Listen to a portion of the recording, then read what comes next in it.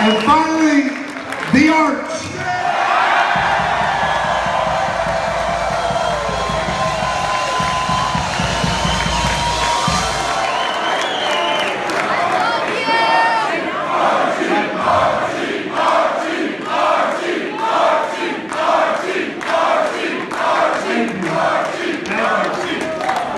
I think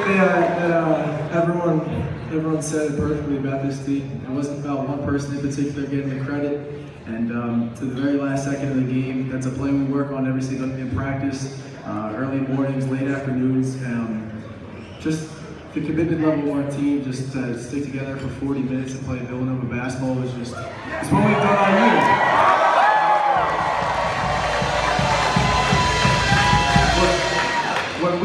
When we play defense and we rebound like we know how we can, and we're a tough team to stop because we're a pretty tough offensive team, and I think we saw that tonight too.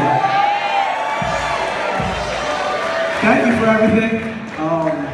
We love your support throughout the years, and I'll stay another year if you guys want me to. I'm just kidding. Thank you, we love you, and 2016 National Champions. Have a great tour.